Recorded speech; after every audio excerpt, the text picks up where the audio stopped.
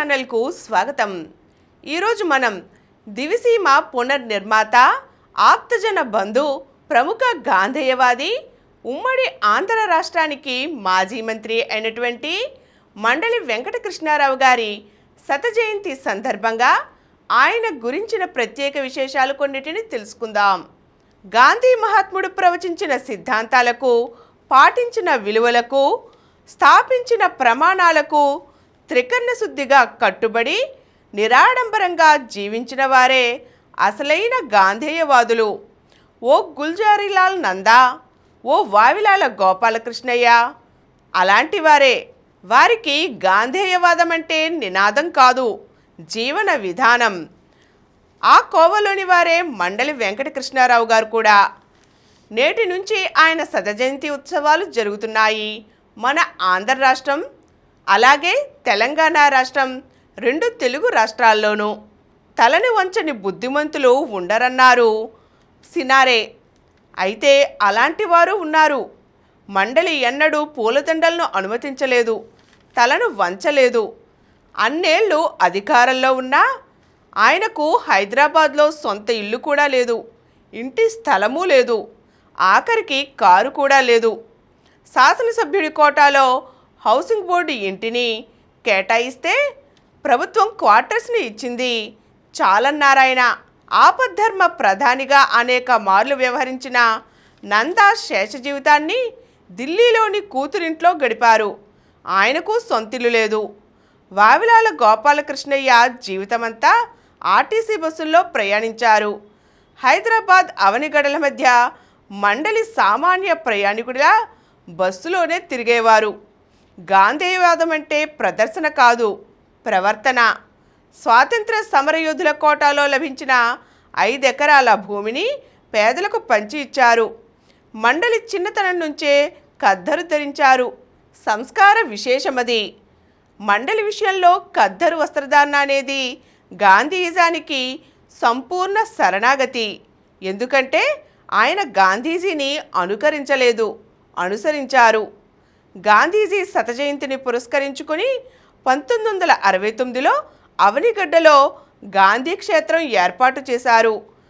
అది అక్షరాల గాంధీజీ ఆశయాల సాధనకు ఆవిర్భవించిన కార్యక్షేత్రం. గ్రంథాలయం, మహిళా మండళ్ళు, కార్యకర్తల శిబిరాలలో చరకా శిక్షణల వంటివి గాంధీ క్షేత్రానికి అనుబంధ సుగంధాలు. ఆనందం అనేది ఎన్నిటిని పొందామనే దానికన్నా ఎన్నిటిని వదులుకున్నామన్న దానిపై ఎక్కువ ఆధారపడి ఉంటుంది అన్నారు గాంధీజీ. కృష్ణారావు జీవితంలో ఆ తరహా చిత్తశుద్ధిని గమనించవచ్చు. కాబట్టే కృష్ణాపత్రిక సంపాదకీయంలో మండలిని అవనిగడ్డ గాంధీగా అభివర్ణించారు పిరాట్ల వెంకటేశ్వర్లు. సిరి సంపదలు వెనకేసుకోవటం కాదు, అవసరమైతే తమ పెద్దలు వెనకేసిన దాన్ని సైతం ప్రజల కోసం దారపోయాలి. అదే అసలైన రాజకీయ సేవలకు ఆదర్శం. ఓ లాల్ బహదూర్ శాస్త్రిలా, ఓ టంగుటూరి ప్రకాశంలా మండలి కూడా ఆ జాబితాలోకి వచ్చి చేరారు. 1977 దివిసీమ ఉప్పిన ఆ ప్రాంత వృద్ధులకు ఇప్పటికీ ఓ భయానక సంఘటనే. దశాబ్దాల అభివృద్ధిని ఓ కాలరాత్రి తుడిచిపారేసింది. ప్రజల బతుకుల్లో చీకటిని చిమ్మింది. చలించిపోయారు మండలి. ఉన్మత్త చిత్తులైపోయారు. దుఃఖంతో పంచె పైకి ఎగగట్టి బురదలోకి దిగారు కసిగా. శ్రమించారు. 1-2 రోజులు కాదు, నెల రోజులకు పైగా. 1972లో తన్ను శాసనసభ్యుడిగా ఏకగ్రీవంగా ఎన్నిక చేసిన తన ప్రజలకు తానెంతవరకు చేయగలరో అంతకు మించి చేశారు, చేయించారు. తిండి తిప్పలకు లోటు లేకుండా చూశారు. బాధితులకు మానసికంగా తేలిక పడేందుకు హైదరాబాద్ నుంచి కళాకారులను రప్పించి ప్రదర్శనలు, నాటకాలు ఇప్పించారు. జనం త్వరగా తేరుకునేలా చేశారు. ఓదార్పు అనే మాటకు అర్థం మళ్ళీ మనిషిని చేయడమేనని నిరూపించారు.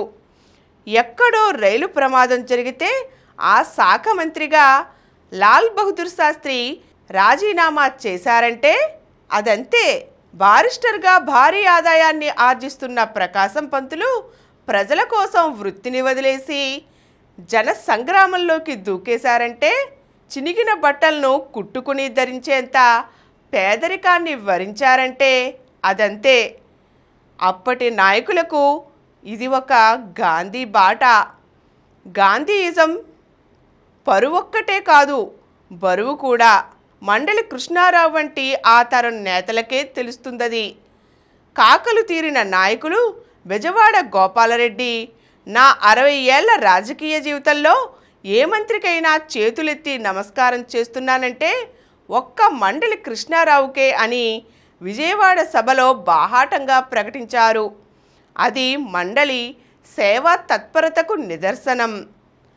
విద్యాగంధం లేని విద్యామంత్రి అన్నారు మండలినొక ప్రతిపక్ష నాయకుడు. అదే మండలికి ఉపాధ్యాయ దినం పదంలోని అపశృతి చెవికి సోకి సెప్టెంబర్ 5వ తేదీని గురు పూజోత్సవంగా మార్చడం జరిగింది.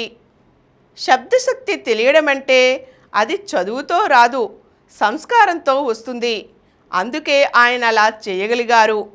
ఆ భాషా సంస్కారం తెలుగు తీయదనాన్ని, పౌరుషాన్ని శరీరంలో అణువణువున జీర్ణించుకున్న నందమూరి తారక రామారావులో చూస్తాం. తెలుగు ప్రజల ఖ్యాతిని దశ దిశలా చాటి చెప్పాలన్న తపన బెజవాడ గోపాలరెడ్డికి ఉండేది. ఆ ఇద్దరి సరసన చేరగల వీర భాషాభిమాని మండలి.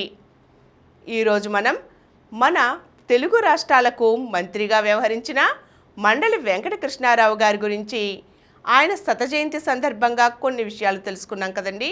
మరో చక్కని అంశంతో మళ్ళీ కలుద్దాం. ఈ కార్యక్రమం మీకు ఎంతో నచ్చింది కదా. ఇటువంటి మరిన్ని వీడియోల కోసం అనతి కాలంలోనే 20 కోట్లకు పైగా వ్యూస్ సాధించిన సమరం ఛానల్ సమర్పించు సమరం ప్రగతి ఛానల్కు సబ్స్క్రైబ్ చేయండి, లైక్ చేయండి, మీ ఫ్రెండ్స్కి షేర్ చేయండి. అలాగే ప్రక్కనున్న గంట సింబల్ని ప్రెస్ చేయడం మర్చిపోకండి.